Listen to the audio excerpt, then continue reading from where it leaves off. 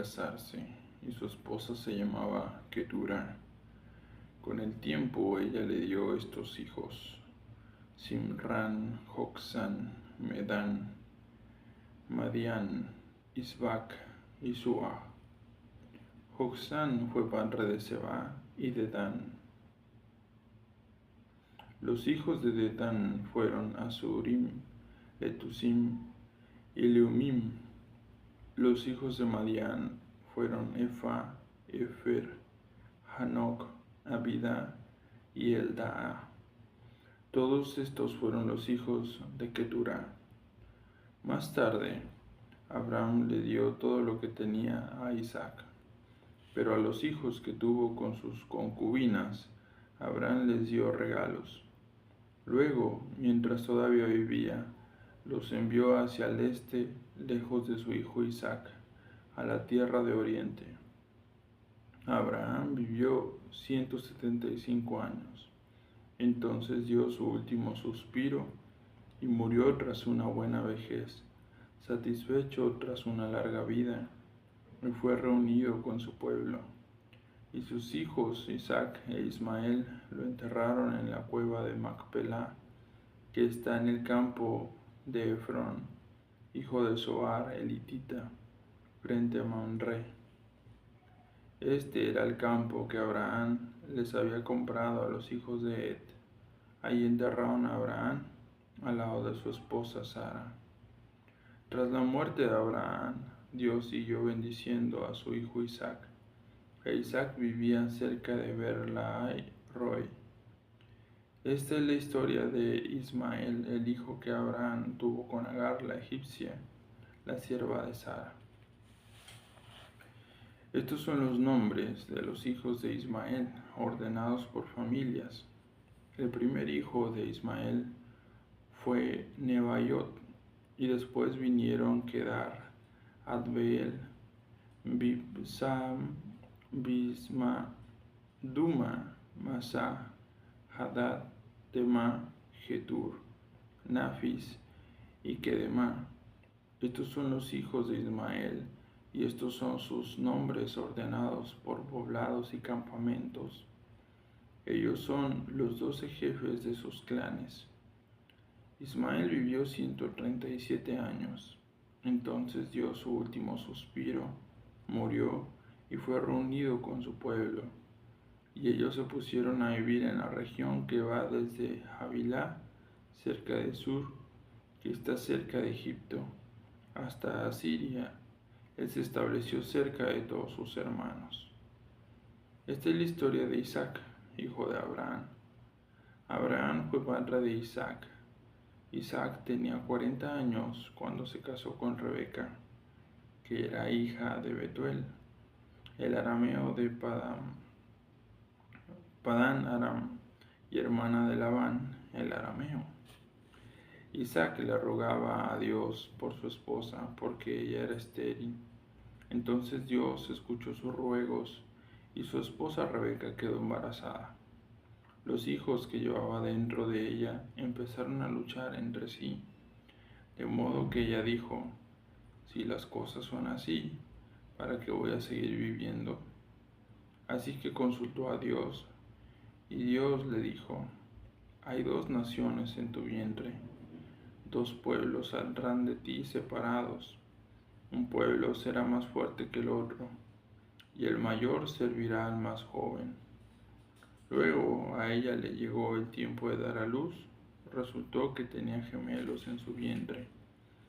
El primero salió todo rojo y cubierto de pelo, como si llevara un abrigo. Por eso lo llamó Esaú. Después salió el hermano agarrando el talón de Esaú. Por eso lo llamaron Jacob. Isaac tenía 60 años cuando su esposa los dio a luz. Los muchachos fueron creciendo. Con el tiempo Esaú llegó a ser un hábil cazador al que le gustaba estar en el campo, mientras que Jacob era un hombre sin culpa que vivía en tiendas de campaña.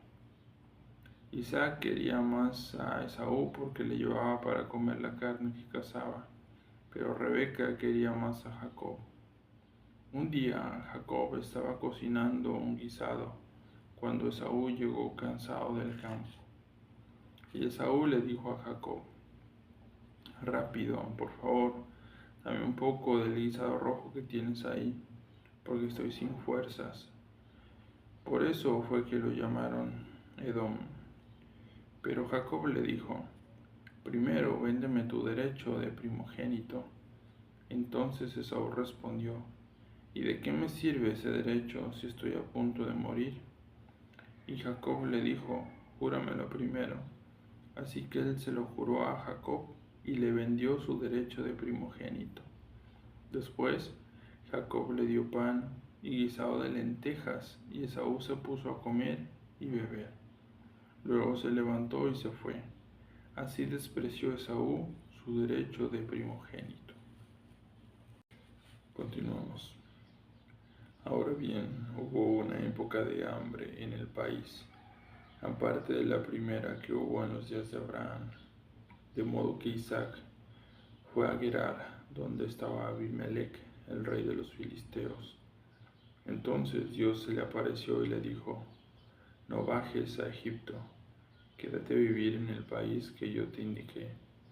Quédate a vivir como extranjero en este país, y yo seguiré contigo y te bendeciré. Te daré todas estas tierras a ti y a tu descendencia. Cumpliré el juramento que le hice a tu padre Abraham, cuando le dije: Haré que tu descendencia sea tan numerosa como las estrellas de los cielos, y a tu descendencia le daré todas estas tierras. Y todas las naciones de la tierra conseguirán una bendición para ellas mismas mediante tu descendencia. Lo haré debido a que Abraham escuchó mi voz y siguió cumpliendo mis órdenes, mis mandatos, mis estatutos y mis leyes. Así que Isaac siguió viviendo en Gerar. Cuando los hombres del lugar le preguntaban por Rebeca, él les decía: Es mi hermana. Y es que tenía miedo de decir que ella era su esposa. Como ella era muy hermosa, él pensaba: Los hombres del lugar podrían matarme por Rebeca. Tiempo después, Abimelech, el rey de los filisteos, estaba mirando por la ventana y vio las muestras de cariño que Isaac tenía con su esposa Rebeca. Abimelech llamó enseguida a Isaac y le dijo: Ella es tu esposa. ¿Por qué dijiste: es mi hermana? Isaac le contestó: Es que tenía miedo de que me mataran por ella. Y Abimelech le dijo: ¿Pero qué nos has hecho? Cualquiera del pueblo podría haberse acostado con tu esposa y tú nos habrías hecho culpables. Entonces Abimelech le dio a todo el pueblo una orden. Dijo: Cualquiera que toque a este hombre y a su esposa morirá. Pues bien, Isaac empezó a sembrar en aquel lugar, y ese año recogió 100 veces más de lo que había sembrado, porque Dios lo estaba bendiciendo. El hombre se enriqueció y, como siguió prosperando, llegó a ser muy rico. Adquirió rebaños de ovejas, manadas de vacas y un gran grupo de siervos. Pero los filisteos empezaron a envidiarlo. Así que los filisteos taparon con tierra los pozos que habían cavado los siervos de su padre Abraham cuando él vivía. Entonces Abimelech le dijo a Isaac: Vete a vivir lejos de nosotros, porque te has vuelto mucho más poderoso que nosotros. De modo que Isaac se fue de donde estaba, acampó en el valle de Gerar y se estableció allí. Isaac volvió a abrir los pozos que se habían cavado cuando vivía su padre Abraham, pero que los filisteos habían tapado tras la muerte de Abraham. Además, les puso los mismos nombres que su padre había puesto. Mientras estaban cavando en el valle, los siervos de Isaac encontraron un pozo de agua dulce. Pero los pastores de Gerar se pusieron a discutir con los pastores de Isaac y a decirles: El agua es nuestra. Por lo tanto, Isaac llamó al pozo Esek, porque habían discutido con él. Y empezaron a cavar otro pozo, y también se pusieron a discutir por ese pozo. así que lo llamó Sitna. Más tarde se fue de allí y cavó reposo, pero ya no discutieron por él. Por eso él lo llamó Rehobot y dijo: todo esto es gracias a Dios, quien ahora nos ha dado suficiente espacio y ha hecho que seamos muchos en el país. Después huyó de allí a Beerseba. Esa noche se le apareció Dios y le dijo: yo soy el Dios de tu padre Abraham. No tengas miedo, porque yo estoy contigo. Te bendeciré y multiplicaré tu descendencia debido a mi siervo Abraham. Entonces Isaac construyó un altar allí e invocó el nombre de Dios. Allí colocó su tienda y allí sus siervos cavaron un pozo. Más tarde, Abimelech salió de Gerar para ir a verlo. Con él fueron Ahuzat, que era su consejero personal, y Ficol, el jefe de su ejército. Isaac les preguntó: ¿por qué han venido a verme? ¿No me mandaron a vivir lejos de ustedes porque me odiaban? Y ellos le dijeron: hemos visto claramente que Dios está contigo. Por eso decidimos decirte: por favor, hagamos un juramento entre tú y nosotros. Déjanos hacer este pacto contigo. Tú no nos harás nada malo, tal como nosotros no te hemos hecho nada malo. Ten en cuenta que siempre te hemos tratado bien y que te despedimos en paz. Ahora tú eres el que ha sido bendecido por Dios. Entonces se les hizo un banquete y ellos comieron y bebieron. Por la mañana se levantaron temprano e hicieron un juramento entre ellos. Después Isaac los despidió y ellos se fueron en paz. Ese día los siervos de Isaac fueron a informarle sobre el pozo que habían cavado. Le dijeron: encontramos agua. Entonces él llamó al pozo Sibá. Por eso la ciudad se llama Beerseba hasta el día de hoy. Cuando Esaú tenía 40 años, se casó con Judith, hija de Berí, elitita, y también con Basemat, hija de Elón, elitita, y ellas fueron causa de mucha amargura para Isaac y Rebeca.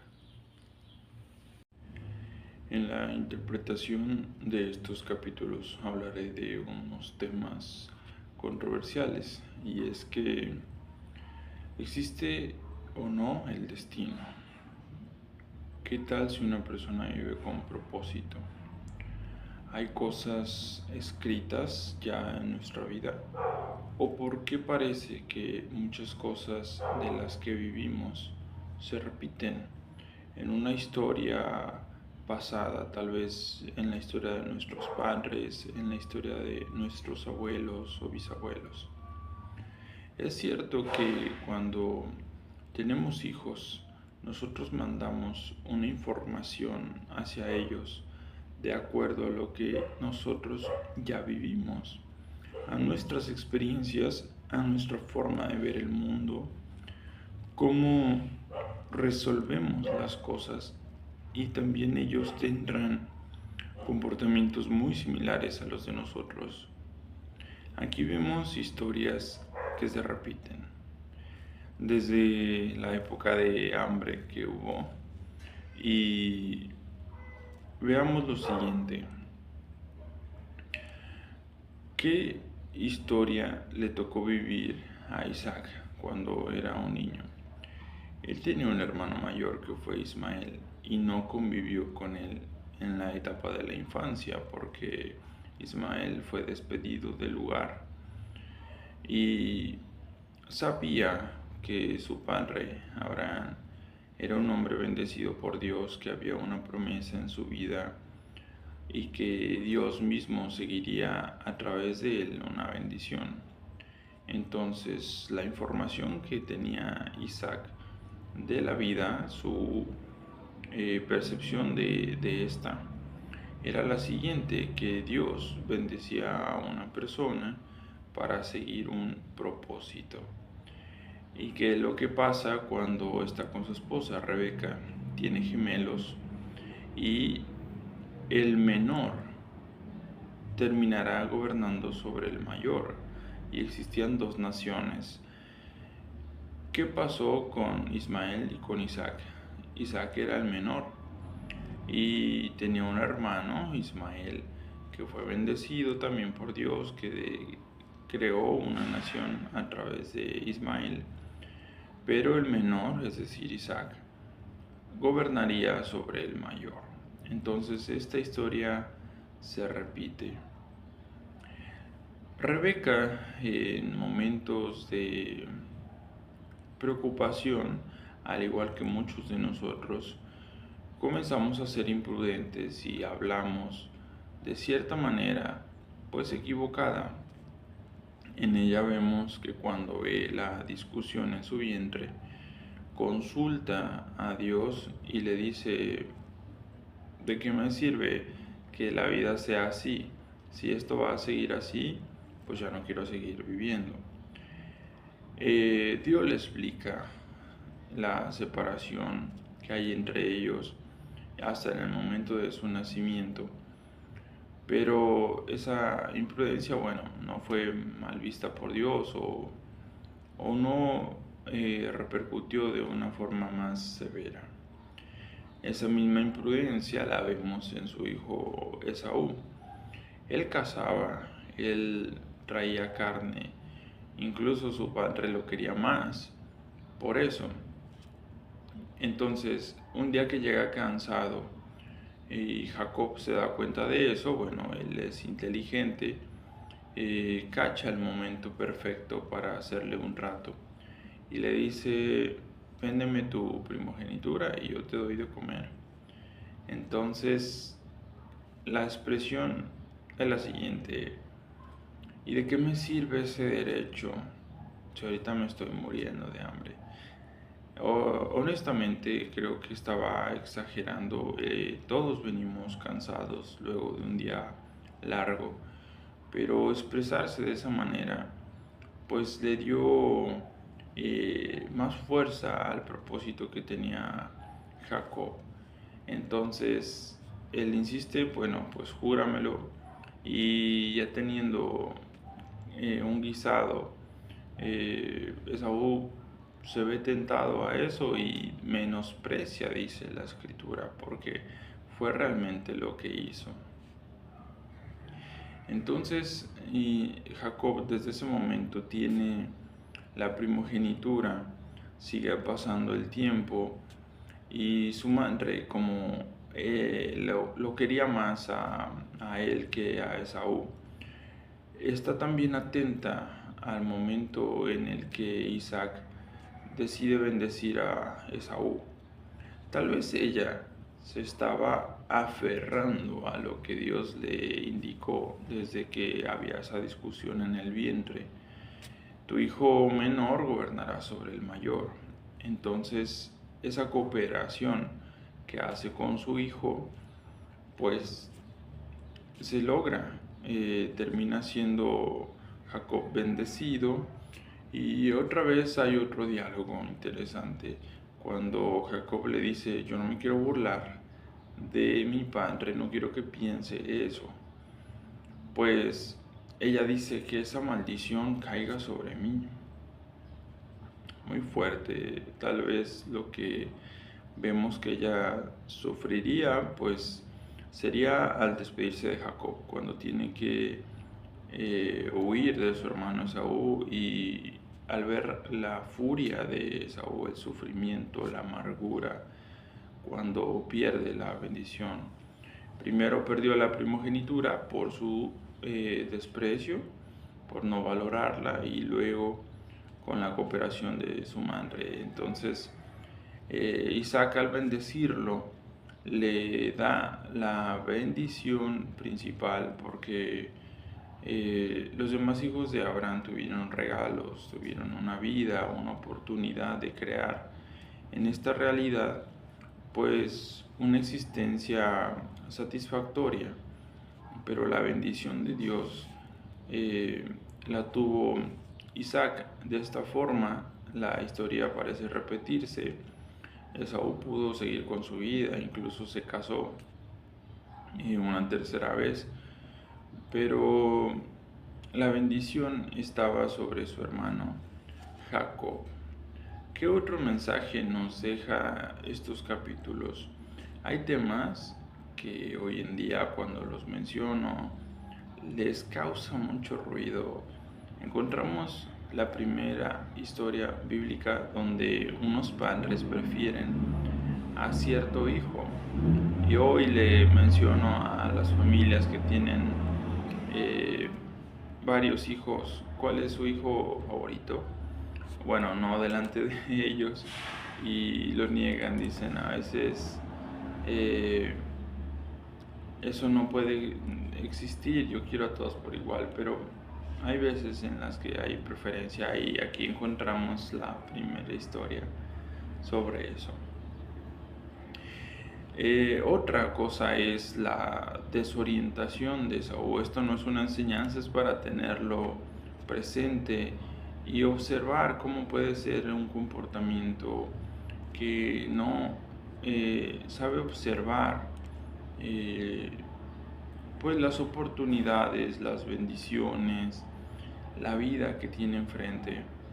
Para empezar, Esaú no veía lo que era la primogenitura.